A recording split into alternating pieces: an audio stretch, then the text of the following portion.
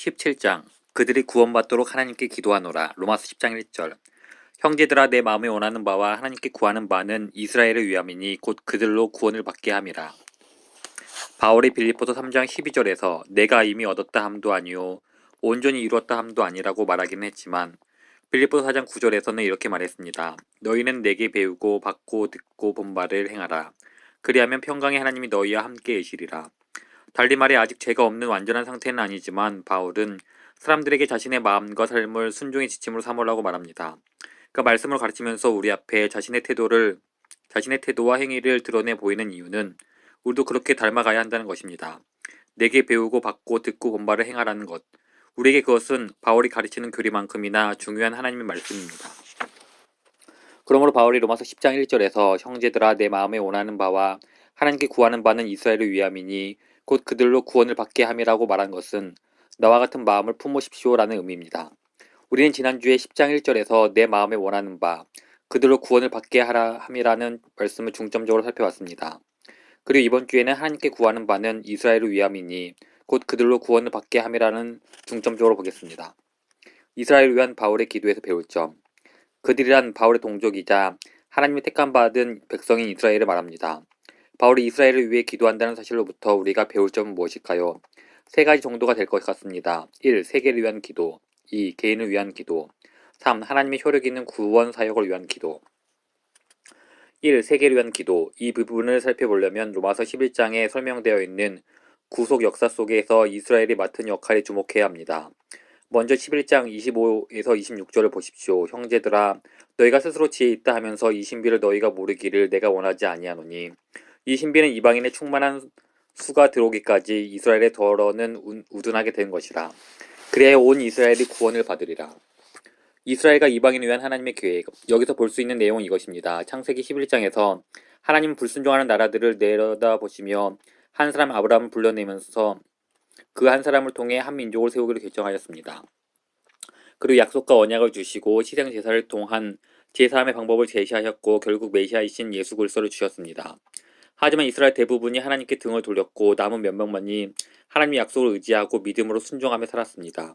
그리고 그들이 메시아를 거부했을 때 복음은 이방인들의 세계에 복을 주기 위해 이스라엘이라는 제방을 넘쳐 흘러나갔습니다. 이제 바울은 이방인의 수가 다 차기까지 이스라엘의 다수는 마음이 완악해질 것이라고 말합니다.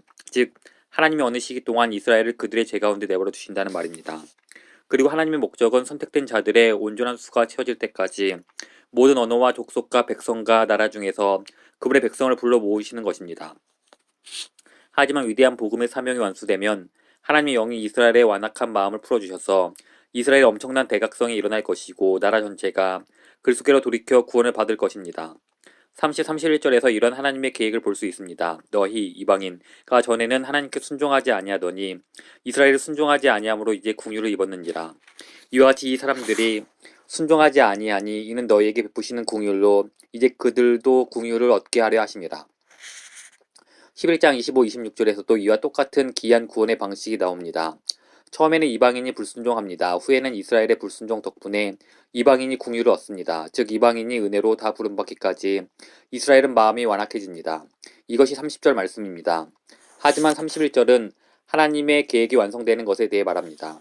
이스라엘이 불순종했던 궁극적인 이유는 하나님의 궁율이 그들을 넘어 이방인들에게까지 미치고 이와 동일한 방식으로 이스라엘도 궁율을 입어 구원을 얻는 것임이 밝혀집니다. 바울의 기도는 얼마나 세계적인가?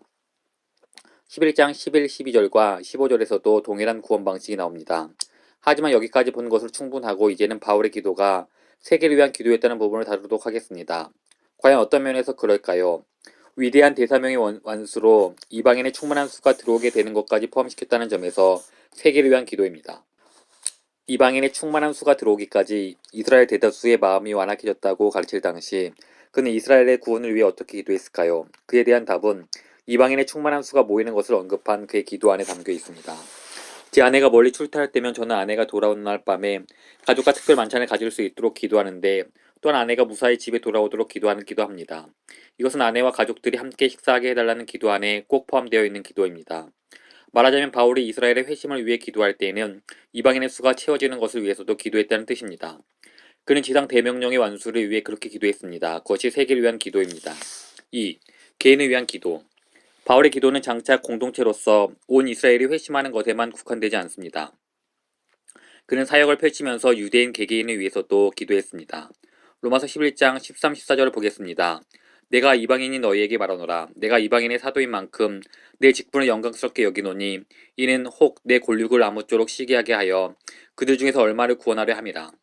바울은 이방인의 충만한 수가 들어온 이후에 모든 이스라엘이 회심하게 된다는 사실에만 관심을 두지 않았고 자신의 사역을 통해 일부 이스라엘 사람들도 구원을 받도록 힘썼습니다. 이를 위해 사용한 방법은 유대인들의 특권을 이방인들에게도 아낌없이 나눠주는 것이었습니다. 즉 이방인들도 아브라함의 상속자가 될 수 있고 아브라함의 씨가 대신 예수님을 믿으면 진정한 유대인이 될 수 있다고 가르쳤습니다. 바울이 이렇게 행한 목적은 이스라엘 사람들을 시기하게 만들려는 것이었습니다. 바울은 이방인들이 소망과 용서로 즐거워하고 아브람과 이삭과 야곱의 하나님과의 교제로 삶이 변화되는 모습을 유대인들이 목격하기를 바랐습니다. 그리고 이러한 도움으로 행위가 아닌 믿음만이 율법을 완성시키는 것임을 그들이 깨닫게 되기를 소망했습니다. 그리하여 결국 회개에 이르고 믿어서 구원을 얻도록 말입니다. 이스라엘 일부를 얻기 위해 이토록 전략적으로 노력한 모습을 보면서 저는 바울이 이들 유대인 개개인의 회심을 위해 기도하기도 했다는 점을 추론할 수 있었습니다. 그는 설교하러 유대 회당에 들어갈 때 의심의 여지 없이 이렇게 말했을 것입니다. 만유의 주님, 위 회당에 있는 이스라엘 사람 중 몇몇의 굳은 마음을 기꺼이 풀어주시옵소서. 그들의 마음을 열어 복음의 귀를 기울여 구원을 받게 하소서. 이 부분이 이스라엘을 위한 바울의 기도에서 얻을 세 번째 교훈으로 이어집니다. 3. 하나님의 효력 있는 구원 사역을 위한 기도. 바울은 실제로 이스라엘을 구원해 주시도록 하나님께 기도합니다. 즉 바울은 그들이 스스로를 구원하게 해달라고 기도하지 않았습니다. 그들이 구원받을 능력이 없는 것이 아니라 그들이 구원받도록 기도하고 있습니다. 제가 말씀드린 의미는 이것입니다. 영적으로 죽은 자를 일으키시고 불순종하는 자에게 회개를 허락하시며 긍휼히 여길 자에게 긍휼을 베푸시는 권리와 능력이 오직 하나님께 있음을 우리가 믿고 있다면 그렇게 해주시기를 하나님께 기도할 것입니다. 그들을 깊은 물바닥에서 건져 올릴 때 배 가장자리로 그 식은 몸을 밀어 올리시고 그들이 영적으로 살아남을 수 있게끔 모든 방법을 다 동원하시도록 말입니다. 누군가를 실제로 구원하시도록 간구할 수 없게 될 때. 하지만 하나님에게 이러한 능력이 있음을 믿지 않고 죽어가는 그 사람에게 스스로 결정할 마지막 권리가 있다고 믿는다면 하나님 나라에서 살 수 있는 이가 누구인지 몇 사람이나 들어가는지 결정하는 사람이 되는 셈인데 하나님께 그 사람을 살려주시도록 간구하지 못합니다. 돌 같은 마음을 제거하고 살처럼 부드러운 마음을 주소서라고 기도하지 못합니다. 주여 마음에 할례를 베푸사 주를 사랑하게 하소서라고 기도하지 못합니다. 아버지여 주의 영을 그들 속에 두어 그들로 주의 율례를 행하게 하소서라고 기도하지 못합니다. 주여 그들에게 회개함을 주사 진리를 알게 하소서라고 기도하지 못합니다. 그 마음을 열어 복음을 믿게 하소서라고 기도하지 못합니다. 하나님의 주권을 믿지 않는 사람이 이렇게 기도할 수 없는 이유는 인간에게 잘못 내어주려고 한 권리, 즉 인간의 운명에 대한 궁극적이고 결정적인 선택에 대한 권리를 하나님께 드려야만 나오는 기도이기 때문입니다. 하나님이야말로 실제로 인간을 구원하는 분임을 인정하는 데에서 이런 기도가 가능합니다. 하나님께 결정력이 없다면 우리는 과연 기도할 수 있을까? 이 우주 안에서 구원을 궁극적으로 결정하는 주체가 하나님이 아니라 인간이라고 믿는다면 우리는 어떻게 기도할 수 있을까요? 그 좋은 사례가 딕 이스트만의 책 기도 플래너 세상을 변화시키는 1시간에 나와 있습니다. 그는 우리가 하나님께 기도할 때에도 인간의 궁극적인 자기 결정력을 보존해야 한다고 믿습니다. 그는 책 끝머리에 잃어버린 자를 위해 기도하는 법이라는 제목이 그래서 우리는 스스로 6가지 중대한 질문을 할 수 있어야 한다고 말합니다. 그 6가지 질문은 이것입니다. 나는 누구를 믿어야 하는가? 나의 목적은 무엇인가? 나는 언제 진실로 자유하게 되는가? 사람들은 왜 종교를 싫어하는가? 어떻게 대응할 것인가? 죽음은 어디로 가는가? 예를 들어 그는 자기 인생에서 정말 믿을 수 있는 대상을 알게 해달라고 하나님께 구하라고 말합니다. 그런데 저는 이것이 궁금합니다. 하나님이 우리로 하여금 어떤 질문에 대해 생각하게 만드는 것은 정당한 반면 그분이 그 답에 대해 알려주시는 것은 잘못된 이유는 무엇인가요? 하나님이 어떤 사람을 움직여서 평소 한 번도 해보지 못한 질문을 하게 만드는 것은 합법적이면서 동일한 영향력으로 한 번도 듣지 못한 답을 주시는 일은 비합법적인 이유가 무엇입니까? 이스트만은 심지어 이런 식의 제안도 합니다. 하나님이 그 사람들의 마음에 내적 불안감과 더불어 진리를 알고자 하는 갈망도 심어주기를 기도하라. 저는 이렇게 질문합니다. 하나님이 인간의 마음에 갈망을 주는 것이 합법적이라면 하나님이 심어주기로 결정한 갈망은 어느 정도로 강해야 하는 것인가요? 하나님 믿지 않는 자의 마음에 심어주실 수 있는 두 가지 갈망이 있다고 합시다. 그중 하나는 너무도 강렬해서 그리스도를 따르고 받아들이게 만듭니다. 다른 하나는 그다지 강렬하지 않아서 그리스도를 인정하는 정도로만 이끌어줍니다. 여러분 어느 쪽을 위해 기도하시겠습니까? 강렬한 갈망을 위해 기도하는 일은 하나님이 그 사람에게 효과적으로 역사하여 구원에 이르게 하시도록 기도하는 것과 마찬가지입니다. 약한 갈망을 위해 기도한다면 그 사람이 제 속에 머무르게 그냥 두어도 별로 상관이 없다는 식으로 기도하는 것과 마찬가지입니다. 물론 그 사람의 자기 결정력은 보호하겠지만 말입니다. 이러한 생각이 어떤 방향으로 이끄는지 아시겠습니까? 인간에게는 반드시 궁극적인 자기 결정력이 있어야 한다고 굳게 믿는 사람들은 죄인들을 회심하게 해달라는 기도를 일관적으로 할 수가 없습니다. 왜 그렇습니까? 죄인의 삶 속에 하나님의 영향력이 임하도록 기도한다면 죄인의 궁극적 자기 결정을 앗아갈 정도의 성공적인 영향력이 미치도록 기도하거나 회심을 위해서는 기도하지 않고 단지 약한 영향력을 위해 기도하든지 해야 합니다. 따라서 이런 식이라면 회심을 위한 기도를 포기하거나 아니면 인간의 궁극적 자기 결정을 포기하든지 해야 합니다. 바울의 입장과 우리의 기도. 로마서 9장 16절에서 바울은 이 사안에 대한 자신의 입장에 대해 아주 확고합니다. 그런즉 원하는 자로 말미암음도 아니요 다른 박질하는 자로 말미암음도 아니요 오직 궁유를 여기시는 하나님을 말미암음이니라. 그래서 바울은 하나님께 이스라엘이 회심하게 해달라고 기도하고 있습니다. 그는 이스라엘 구원을 위해 기도합니다. 효력 없는 영향력을 위해 기도하는 것이 아니라 효력 있는 영향력을 위해 기도합니다. 그리고 이것이 우리가 기도해야 할 모습입니다. 우리는 하나님이 주신 새 언약의 약속들을 붙잡고 그 약속들이 이스라엘과 이방인의 충만한 수, 그리고 특히 우리 주변의 지인들 하나하나에게 이루어지도록 하나님께 호소해야 합니다. 주여 그들의 몸에서 돌같은 마음을 제거하고 살처럼 부드러운 마음을 주소서. 주여 그들의 마음에 할례를 베푸셔서 주를 사랑하게 하소서. 아버지여 그들 속에 주의 영을 두셔서 그들이 주의 율례를 행하게 하소서. 주여 그들에게 회개함을 주시고 진리를 알게 하셔서 마귀의 올무에서 벗어나게 하소서.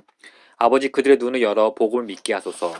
하나님 주의 법에 굴복하지 않으려는 육신의 생각을 십자가에 못 박으시고 성령의 생각이 삶을 주관하게 하소서. 달리 말해 우리는 이렇게 말해야 합니다. 아버지여 주를 향한 내 마음의 소원과 기도는 주께서 그들을 구원하시는 것입니다. 영적 각성을 가리키는 10가지 조짐. 이러한 내용들을 한데 모아 여러분에게 한 가지 도전을 제기하는 것으로 마무리 짓겠습니다.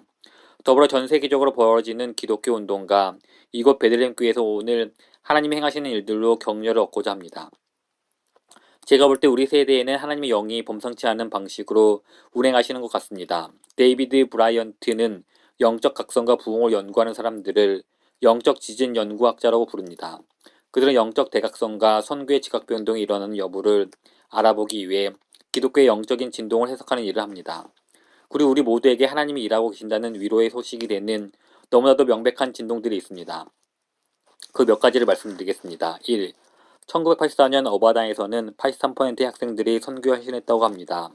3년 전에 비해 2배나 많아진 숫자입니다. 왜일까요? 2.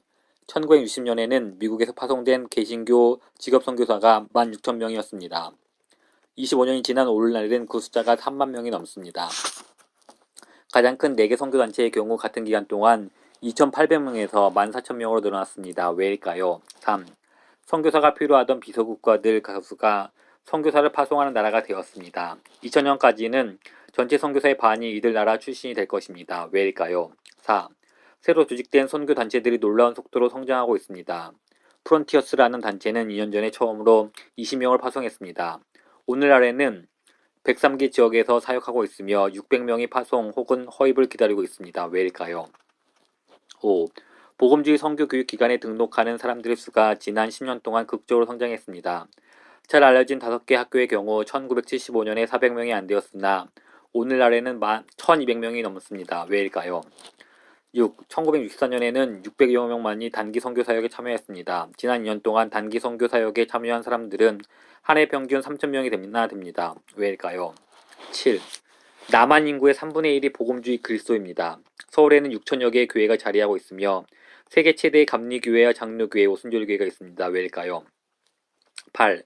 공산주의 압제하에서도 중국 내 기독 공동체가 1949년에 100만 명에서 오늘날 3천만 명으로 성장했습니다. 왜일까요? 9. 과거 10년 동안 대다수 선교단체들은 17,000개의 미전도 종족에 대한 개념을 붙잡으면서 2000년까지 모든 민족에서 교회를 이란 구호 아래 새로운 세대가 일어날 것을 꿈꾸었습니다. 왜일까요? 10. 미국 세계선교센터의 설립과 확장으로 미존도 종족운동이 지속적인 자극을 받고 있습니다. 왜일까요? 세계적으로 감지되는 진동은 이외에 더 많습니다. 참으로 놀라운 변화가 지금도 대기 중이라는 사실을 보여주기에는 충분한 증거들입니다. 어떤 경우든 성령께서 전 세계에게 기막힌 방법으로 역사하고 계십니다. 왜일까요? 베들레헴 교회에서 일어나고 있는 10가지 조짐. 그에 대한 답을 제시하기 앞서 우리 교회에서 일어나고 있는 자그마한 진동도 살펴보겠습니다. 아직 영적 각성의 큰 지진이나 큰 추수는 없었습니다. 하지만 그 진동은 차츰 커져가고 있습니다. 1985년을 기준으로 몇 가지 언급하도록 하겠습니다. 1. 기도사역이 지속적으로 성장했습니다. 기도팀과 기도실, 예배 중 기도, 매일 아침 7시 기도 모임이 지속되고 있으며 지난 금요일에는 작년 철야기도 모임 때보다 50% 이상 성장했습니다. 교회 모든 사역에 기도가 영향을 미치고 있습니다. 그리고 그 영향력이 매년 꾸준히 증가하고 있는 것 같습니다. 2. 외국인 학생 사역이 수련회와 인터내셔널 하우스 임대 사업으로 확장하고 있습니다. 3. 1990년대까지 910명의 후원하에 15명 파송을 기대하고 있었지만 벌써 21명을 파송했습니다. 4. 월간 프론티어 펠로우십이 지난달 수요일에 창간되었습니다. 5. 저희 부부에게 6주간 교회를 잠시 떠나 라이베리아와 카메룬에서 사역할 수 있는 특권이 허락되었습니다. 6. 스티브와 수잔 부부는 휴가를 내고 이번 8월부터 1년간 카메룬에서 교사로 섬기라는 부르심을 받았습니다. 7. 퍼스펙티브즈 강의가 월요일 밤마다 다시 시작되었는데 여러 지역에서 80명이 등록했습니다. 8. 제가 침례교 총회의 해외 선교회 임원으로 선출되었습니다. 그 일은 우리 교회가 선교의 희망적인 징조로 비춰질 신호입니다. 9. 우리 예배에 참석하는 사람들이 지난 가을보다 이번 가을에 20% 정도 늘어났습니다. 10. 지난해보다 올해 예산이 35%나 늘어났는데 또 하나님이 1985년 예산을 모두 채우려는 마음을 우리 안에 주셨습니다. 기도와 양적 각성. 계속해서 이런 목록을 나열할 수 있습니다. 하지만 전체 요지는 이것입니다. 하나님 백성들의 기도에 대한 응답 속에서 자신을 더욱 드러내십니다. A.T. 피어스는 이렇게 말합니다. 한 나라나 지역 안에서 연합 기도가 시작되지 않으면 영적 각성은 결코 일어나지 않습니다. 그리고 에드연 오르는 이렇게 말합니다. 다 함께 연합하여 지속적으로 드리는 기도를 통해 하나님이 일하실 때 역사는 놀라울 결과로 충만해질 것입니다. 우리는 사도행전의 초대교회에서 그 모습을 볼 수 있습니다. 그리고 종교개혁과 모라비안 선교운동가 18세기, 19세기 복음주의 대각성에서 확인했습니다. 마지막 도전. 따라서 오늘 여러분께 드리는 도전은 기도를 통해 하나님이 행하시는 위대한 역사의 일부분이 되리라는 것입니다. 이방인의 충만한 수가 들어오고 온 이스라엘이 회심하는 일이 이 세대에 완성되도록 세계를 위해 기도하십시오. 우리의 기도는 결코 헛되지 않을 것입니다. 우리의 기도는 하늘 창고에 쌓여 있다가 때가 되면 교회와 열방과 이스라엘의 위에 부어질 것입니다. 그리고 베들레헴 교회를 위해 기도하십시오. 이러한 조그만 진동들이 장차 추수 때가 되어 전에 없던 그리스도의 거대한 영향력으로 온 도시 안에 임하고 대규모의 영적 지진으로 확산될 수 있도록 말입니다. 그리고 여러 개인들의 구원을 위해 걱정 말고 쉼없이 기도하십시오. 기도 목록을 만들고 수년 동안 성실히 기도하십시오. 이제 영국 브리스톨의 조지 물러의 간증으로 마무리하겠습니다. 1864년 지금 나는 하나님의 특별한 축복을 기다리고 있다. 이를 위해 지난 19년 6개월 동안 하나님께 매일 하루도 쉬지 않고 간구해왔다. 몇몇 사람들의 회심에 대해서는 아직 완전한 기도 응답은 오지 않았다. 그러는 동안 수천 번의 기도 응답을 받았다. 다른 몇몇 사람들을 위해서도 지난 10년간 하루도 쉬지 않고 기도했고 또 다른 이들을 위해서는 6년 혹은 7년 동안 어떤 사람들을 위해서는 4년, 3년, 2년을 기도했으며 또 다른 사람들을 위해서는 18개월을 기도했다. 어떤 사람들을 위한 기도는 여전히 응답받지 못했다. 하지만 나는 여전히 기도를 계속하고 있으며 응답받기를 기대하고 있다. 그리스도인 독자들이여 여러분이 분명 하나님의 영광을 위해 기도하는 것이 확실하다면 용기를 가지고 새로운 마음으로 간절히 기도하라.